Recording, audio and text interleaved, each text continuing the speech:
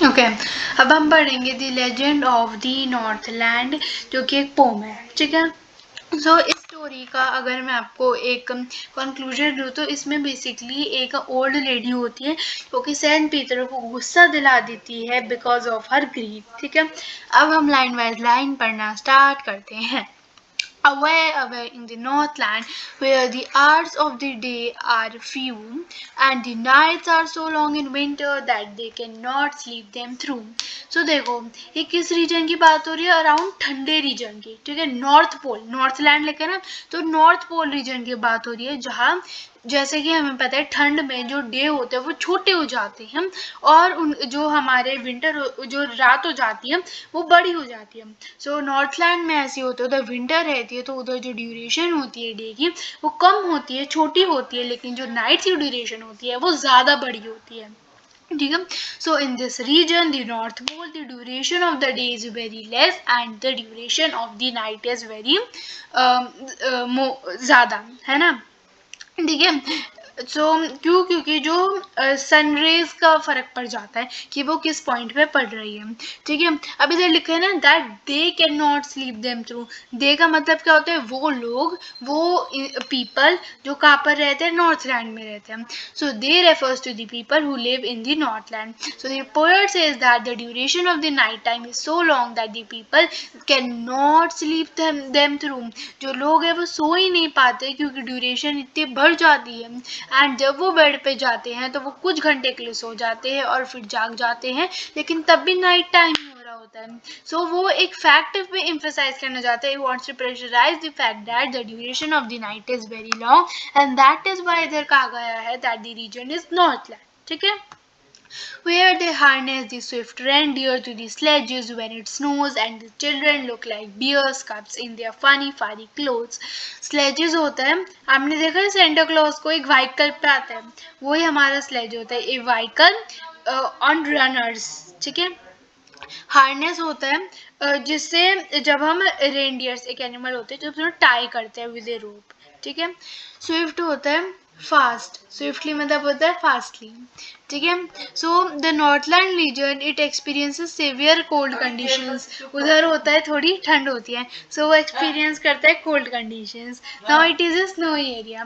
ठीक है, उधर बर्फ पड़ती है। सो अब रेंडियर क्या है, एक एनिमल है, इट इज ए एनिमल जो कि पोलर रीजन ठंडे इलाकों में पाया जाता है।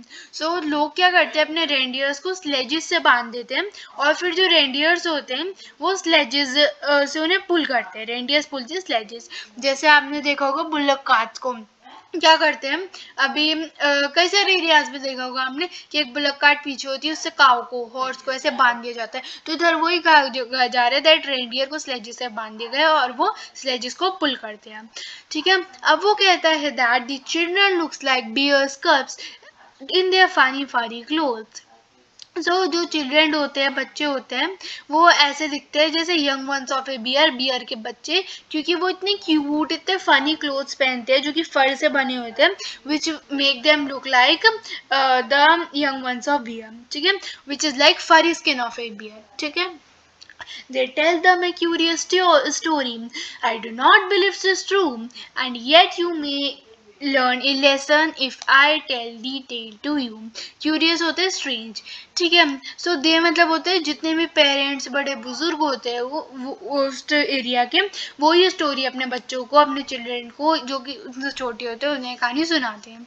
सो जो एल्डर्स होते हैं नॉर्थलैंड के, वो उन बच्चों को एक स्ट्रेंज स्टोरी, एक क्यूरियस स्टोरी बताते हैं और पोएट कहता है दैट मुझे नहीं लगता ये story, I don't think that this story is true, but अगर वो अब इस स्टोरी को बता रहा है तो I think he thinks that वो तुम्हें इस स्टोरी से एक लेसन समझा सके और ये स्टोरी एक इम्पॉर्टेंट लेसन देती है। सो वो ये नहीं कह रहे दैट वो इस स्टोरी पे बिलीव करता है, वो सिर्फ कह रहे दैट अगर मैं स्टोरी बताता हूँ तो तुम्हें इस स्टोरी से एक लेसन सीखने को मिलेगा। स्टोरी स्टार्ट होती है। Once when the goods and Peter lived in the world below and walked about it preaching just as he did, you know. ठीक है, preaching होता है to give a religious talk and Saint Peter होता है like Christ का follower. ठीक है, जैसे होते हैं ना जो उनके धर्म को, जो उनके नक्शे कदम को आगे बढ़ाते हैं। ठीक है। सो ये स्टोरी सेंट पीटर के बारे में है। सो जब सेंट पीटर जो थे वो इस पे लिखा है ना, lived in the world euro, इसका मतलब जब धरती पर नॉर्थ लैंड में रहते थे। When saint Peter used to live in the Northland and he used to wander there and here and there because he wants to do the preaching ना, ठीक है, to live in the world and went around giving religious lectures to the people, preaching, ठीक है, just like all the saints do. Then an incident happened, ठीक है. He came to the door of a cottage where in traveling the earth where a little woman was making the cakes and baking them on the hearth, ठीक है. सो जब जो Saint Peter था वो एकदम घूमते घूमते एक कॉटेज पे आके पहुंचता है, वो एक कॉटेज के डोर पे आके पहुंचता है जहाँ वो एक विमेन को देखता है, स्मॉल विमेन जो कि केक बना रही थी, and she was baking the cakes in the हट, मतलब एक प्लेस होती है, एक फायर प्लेस होती है जहाँ जितनी भी कुकिंग होती है वो की जाती है, ठीक है. And being faint with fasting, for the day was almost done, he asked her from the store of cakes to give him a single one. ठीक है. Now as Saint Peter जो था उन्होंने कुछ नहीं खाया था पूरे दिन से और वो बहुत भूखे थे, तो इसलिए वो वीक फील कर रहे थे, उन्हें बहुत कमज़ोर सा लग रहा था, एंड वो जो है फेंट मतलब बहुत वीक फील कर रहे थे. सो वो उस विमेन के पास जाते हैं क्योंकि वो केक बना रही थी और उनसे सिर्फ एक केक के लिए मांगते हैं that if she can give him a single cake. So she made a very little cake, but as it baking lay she looked at it and thought it seemed too large to give away. So जो women थी she was selfish, ठीक है, उसने अपने store से जो भी उसने केक बना रखा था उसमें से उसने केक को नहीं दिया, इंस्टेड उसने एक छोटू सा केक बनाया सेंट पीटर के लिए क्योंकि उसे अपनी थिंग्स शेयर करना अच्छा नहीं लगता था, तो उसने एक छोटा सा केक बनाया, उसे बेक किया, लेकिन हमें पता है ना बेक करने के बाद वो बड़ा हो जाता है उसका साइज, तो वो क्या था बड़ा हो गया, तो जिससे उसे लगा that it is too big to give it to the saint pizza. Therefore she needed another, मतलब नीडेड मतलब तो गूंदा, ठीक है, तो उसने दोबारा एक डो बनाया, ठीक है, and still a smaller one but it looked when she turned it over as large as the first had done, ठीक है. अब ये जो कंजूस विमेन थी उसे लगा था कि ये केक तो बहुत बड़ा है, तो इसलिए इसलिए उसने एक दूसरा केक बनाया, ठीक है, लेकिन जब उसने उस केक की तरफ देखा उसे दोबारा लगा दैट ये क्या है, ये उससे भी बड़ा है, पिछले वाले से बड़ा है, तो वो उस केक को देने के लिए अभी भी रेडी नहीं थी, ठीक है.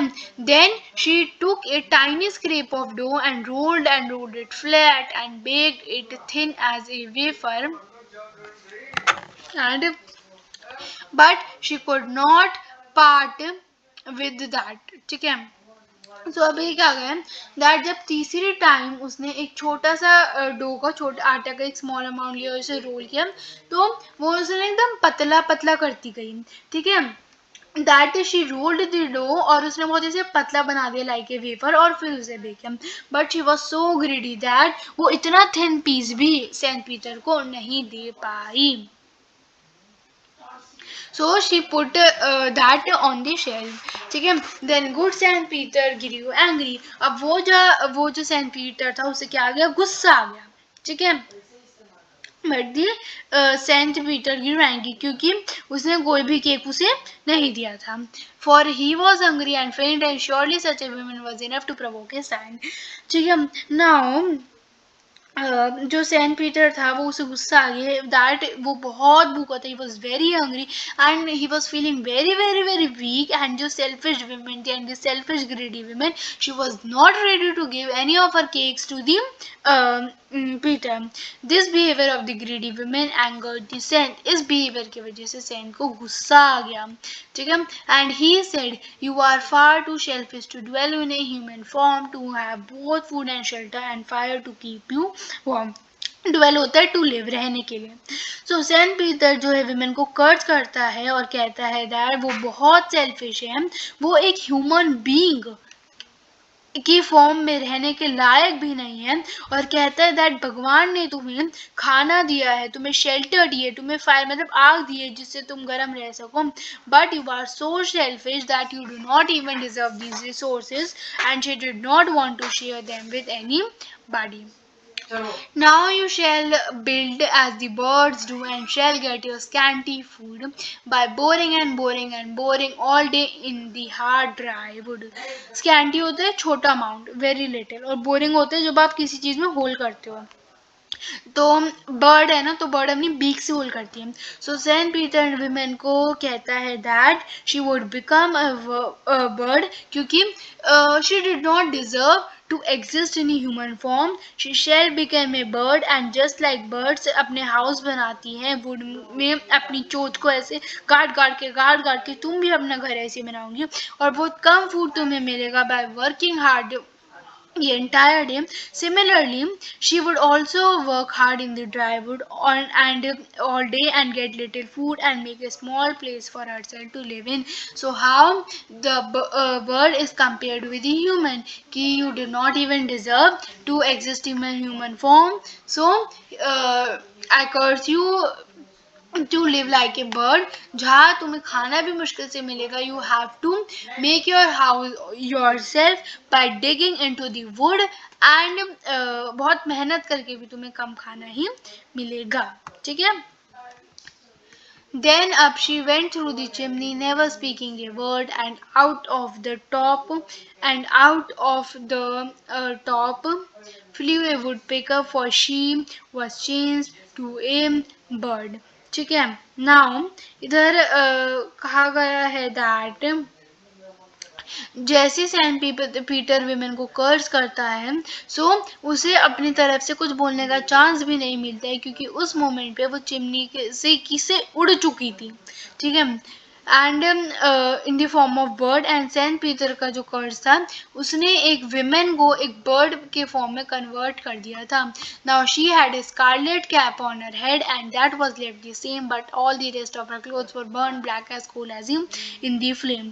ठीक है. स्कारलेट एक बेसिकली रेड कलर होता है. So when the women turn into the bird, उस टाइम पे वो एक रेड कलर की कैप पहन रही थी, और जब वो बर्ड बन चुकी थी तब भी उसके हेड पे कैप थी. But the women's remaining clothes, जितने भी उसके क्लोथ्स थे वो जल चुके थे, and she had turned black in colour just like coal. ठीक है. And every country school boy has seen her in the wood where she lives in the trees till this very day, boring and boring for food. तो people who live in the country side, उस country में रहते हैं, even the small children जो school जाते हैं, उन्होंने अपने रास्ते में इन बर्ड्स को देखा होगा. दे सी दैट वो पूरे दिन जो है रहती है, and keeps on digging the food would, वो ऐसे जो वुड है, ठीक है, उसमें अपनी जो बीक है वैसे डालती ऐसे मतलब डिग करती रहती है. ठीक है. जिससे वो अपना फूड कलेक्ट कर सके, और जब भी कोई बच्चा उसको देखता है, उस बर्ड को देखता है, देन ये जो एल्डर्स है उनके बड़े बुजुर्ग है वो स्टोरी को समझाते हैं. स्टोरी से मैसेज ये समझाते हैं that we should not be greedy, we should not be selfish. ठीक है.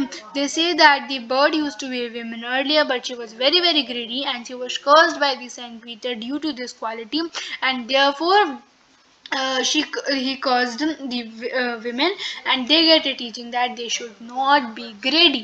Okay. So if you like the video, if you kindly like the video and subscribe the channel.